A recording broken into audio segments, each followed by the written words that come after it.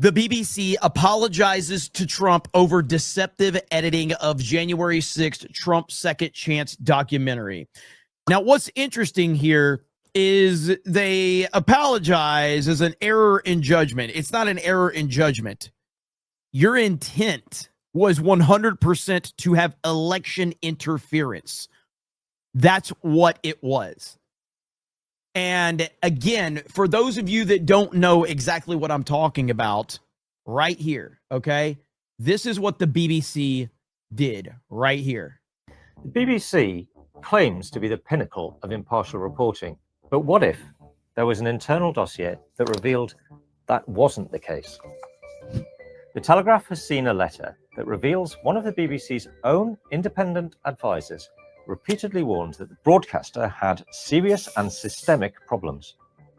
A week before the US election, BBC Panorama released a documentary called Trump: A Second Chance, and in it, they played the following clip.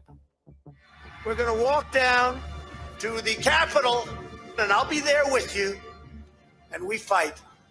We fight like hell. But Trump didn't, in fact, say this at all.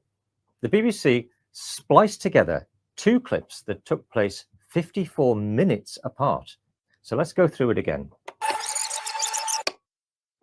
We're going to walk down to the Capitol, and I'll be there with you. Now, see there, between Capitol and, that's a cut. Here's what Trump actually said. We're going to walk down to the Capitol, and we're going to cheer on our brave senators and congressmen and women. It's different. It wasn't until nearly an hour later that he... That is next level shit, bro. Like, that is crazy. Then said the second part of the BBC's version. We're going to walk down to the Capitol, and we fight. We fight like hell. Now, it's true that a lot of people will still feel Trump's claims that in 2021 the election was stolen were entirely inappropriate and unbecoming of a figure in politics. But irrespective of your personal views on Trump, the question remains, how is a national broadcaster funded by taxpayers on the premise that it will provide impartial reporting allowed to splice together content in a way that one of its own advisors said materially misled viewers? But if members of its own editorial standards committee have no faith in the broadcaster, you have to ask, should we? The BBC... And no, we should not. We should not, and we do not. And so now, again, we have them apologizing for selectively editing President Trump's January 6th speech. Started with the Panorama edit.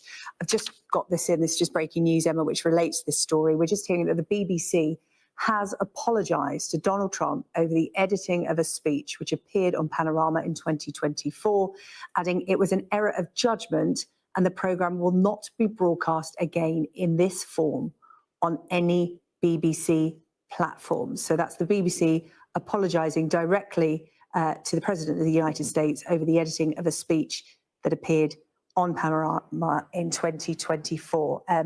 But Emma, by the sounds of it, there might be another apology to make. Yeah, so that was the one that's caused such a furore over the last week or so that resulted on Sunday night in the Director General of the BBC, the big boss, Tim Davie, resigning. Also, the Chief Executive of BBC News, Deborah Turness, both of those leaving their roles. Then the BBC chair. Dude, Trump just keeps defeating everyone. He has defeated so much of the mainstream media. He's defeated Hollywood. He's defeated the Democrats. He's defeated the Rhino Republicans. So he's defeated big tech. He just continues to crush every single one of them. Apologizing for what he called an error of judgment. So this really has been the focus of enormous attention. Now we're talking about this Newsnight programme. And what's really interesting about it, according to the Telegraph, who've broken this story, a live guest straight after that speech was played out on Newsnight pointed out that it had been cut incorrectly, changing the meaning. And according to the Telegraph, nothing was done on air to say apologise or to address that. Yeah, so and then people it had happened. Yeah, and then the next morning in an editorial meeting, it said that it was discussed there, concerns were raised, nothing was done then. There has been a response from the BBC, a BBC spokesperson saying the BBC holds itself to the highest editorial standards. This matter has been brought to our attention and we are now looking into this. The highest editorial standards, everyone. The BBC to the highest editorial standards. Okay. Again, I will ask the question that I have asked many times. If Trump is so bad, and if Trump says so many bad things, why do they continue to lie about Trump? Why do they have to deceptively edit what he says if he's so bad?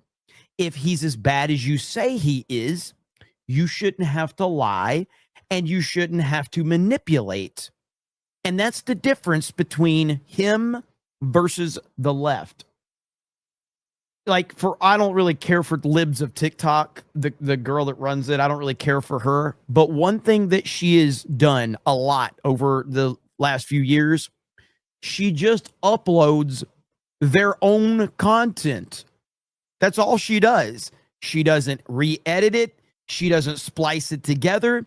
She just takes their content and uploads it and lets people see what they're saying and what they're doing. That's it. Really important, just quickly to say that the timing here is absolutely crucial because a lawyer for Donald Trump threatened to sue the BBC for a whopping $1 billion, saying they needed an apology. Well, we got that now, haven't we? And a retraction. It's not been played again for false, defamatory, disparaging and inflammatory statements. And the deadline was Friday, Tomorrow. 10 p.m.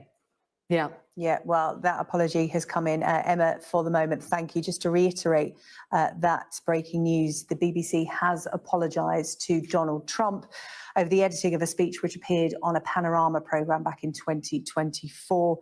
The organisation saying it was an error of judgment and the programme will not be broadcast again in this form on any BBC platforms.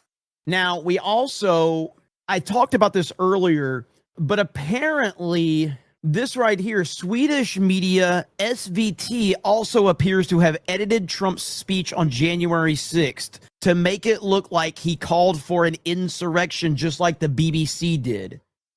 Valfuskanklagelserna pågick i månader tills allt kulminerade i upplopp. We're going to walk down, and I'll be there with you. We're going to walk down to the Capitol. We will never give up. We will never concede. It doesn't happen. And we fight. We fight like hell. And if you don't fight like hell, you're not going to have a country anymore. Wow.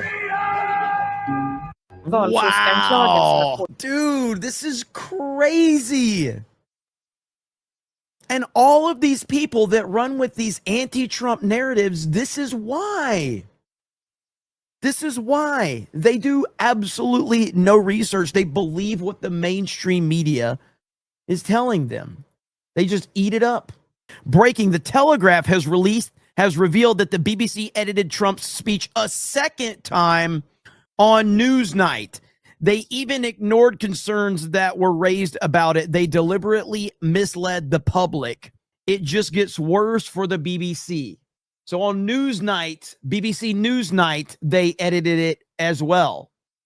We're going to cheer on our brave senators and congressmen and women, and we fight. We fight like hell. We're going to cheer on our brave senators and congressmen and women, and we're probably not going to be cheering so much for some of them. We're going to cheer on our brave senators and congressmen and women, and we fight. We fight like hell. We're going to cheer on. There's just like so much. The BBC are absolutely banged to rights. This was no mistake. This was deliberate. This is more evidence that the BBC institutionally biased. So that's where we are. That's the latest, ladies and gentlemen.